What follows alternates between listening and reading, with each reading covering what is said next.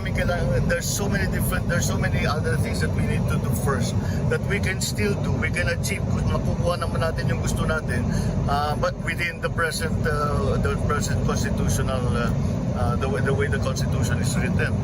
So I think the attempt is the reason that it's being talked about is because of the economic provisions. And gusto nga natin magkaroon ng investment.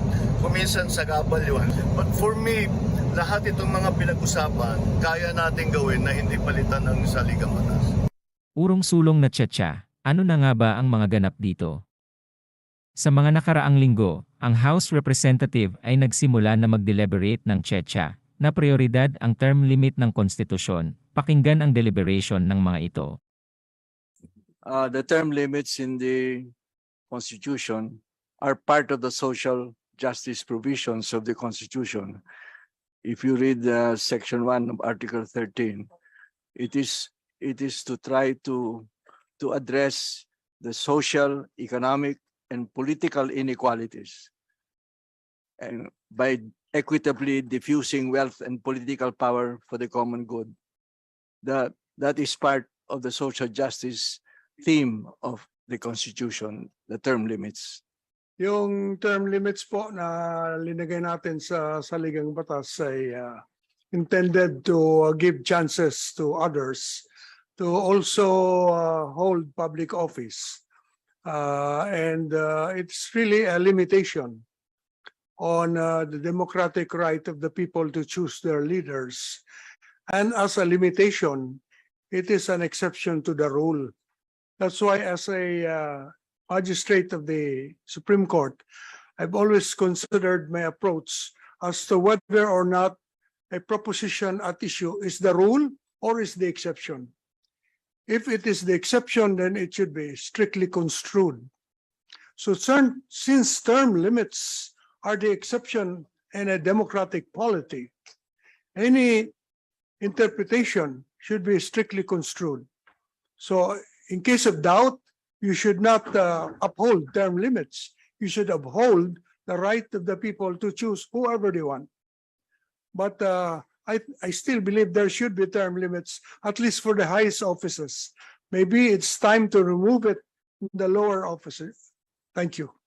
The reason why we ended up proposing the presidential as against the parliamentary form of government, it was debated with Father Bernas explaining to us the difference between the two forms.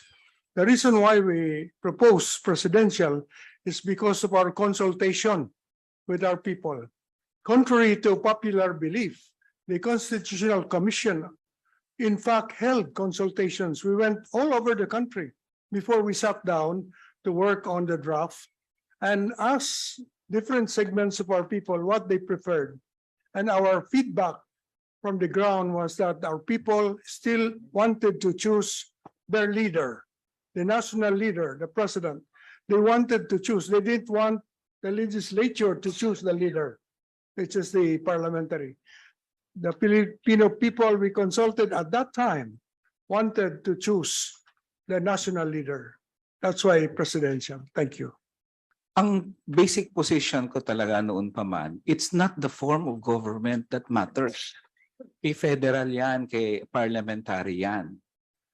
Merong federal government na mayaman, Germany.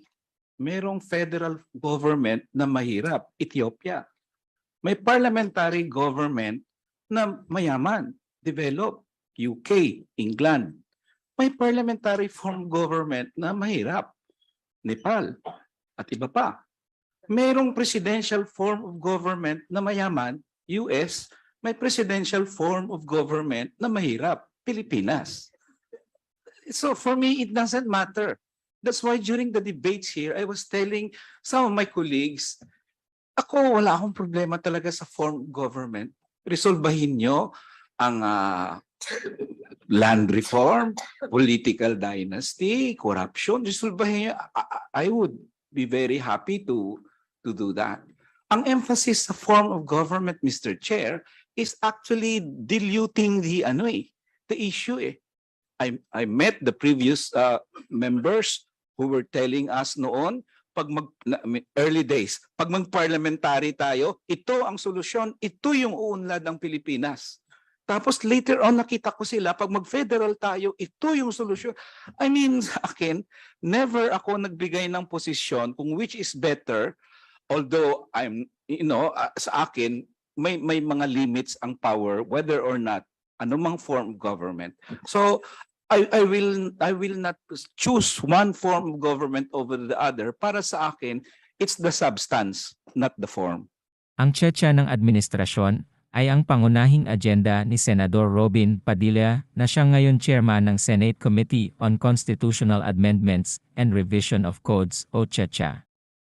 Matatandaan na nagalit nga ito sa mga execs nang hindi dumalo ang mga ito ay Cha-Cha hearing. Pasensyahan niyo po ako, maglalabas lang ako ng konting sama ng loob sa mga nagaganap sapagkat hindi ko maintindihan kung bakit hirap na hirap ang Senado na mag-imbita ng ibang sekretary. Marami po tayong inimbitahan.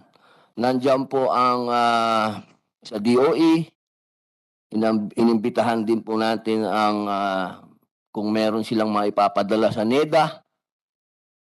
Hindi ko po alam sapagkat itong konstitusyon na ito kasi, ito kasing konstitusyon natin ngayon sa 1987. Ang sinasabi nito, merong balancing kapangyarihan ang legislative at ang executive.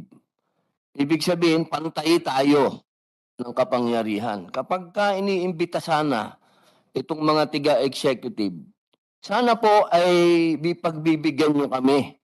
Sapagkat hindi naman po kami dito mga marites o parites.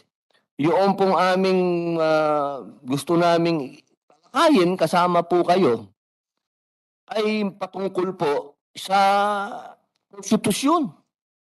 At itong bagay na ito ay hindi po ito isang bagay na isinasantabi. Sapagkat saligang batas po ito.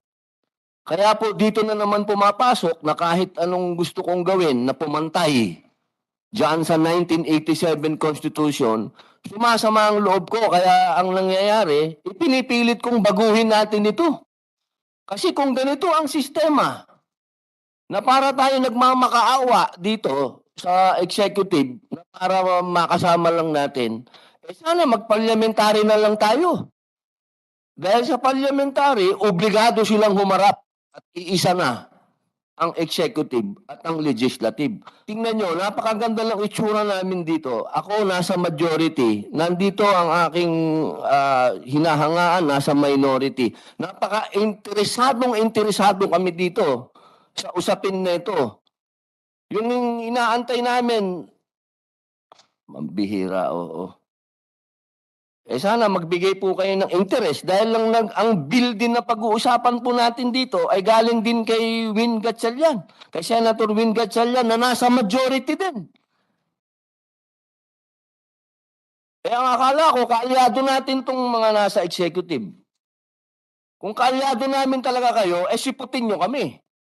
Samantalang tinutulak naman din ito ni Romualdez, pinsan ng Pangulo, na siyang sinasabing, ang Cha-Cha ang last piece ng puzzle di umano sa economic growth ng We bansa. are identifying the Constitution now as the last piece of the puzzle. We believe that once we open it and once we revisit the economic provisions, make it less restrictive but more open or more comprehensive or at least competitive to other constitutions, then I think we will get the final success that we all been looking for. That the Philippines moves up from the third world country tier to second or middle to a developed country status. So we're trying to position ourselves to that, and we just have to be very competitive. And I always get that sense every time I go out on these trips. I get a sense that there's just something holding us back, and that's why we're having these hearings, these consultations with the people, and and if they are ready and willing. Because we think that at the end of the day, dito talagang makikinabang ang taong bayan. Pag binuksan talaga yung ekonomiya, dadaksan talaga tayo ng investments. Kasi nafe-feel talaga natin dito. Kasi nakikita nila si Presidente talagang binubusisi niya lang mga industriya. Kabisado na niya lahat. Nakikita talaga ng mga kapon dito. At saka lahat ng mga binisita natin na interesado talaga na ibuksan talaga yung ekonomiya. To make it talagang business friendly, to make the economic climate so conducive. And as we know, may foreign direct investments, bagong kapital yan. So, bagong negosyo, may employment, may livelihood. And, that spells a difference. And so that, at least in the Philippines, even, we hail, on Sunday, we will hail and praise and thank, our heroes, our overseas migrant workers, our OFWs.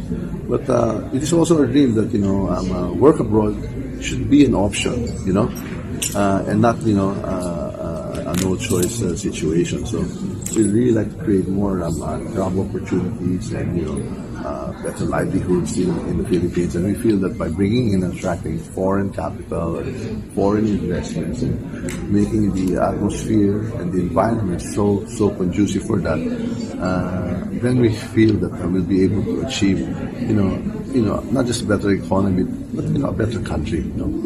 Bagamat ang sabi naman ni PBBM ay hindi niya ito prioridad dahil maaring raw itong magkaroon ng epekto sa mga investment na papasok sa bansa. Maraming ibang kailangan gawin eh.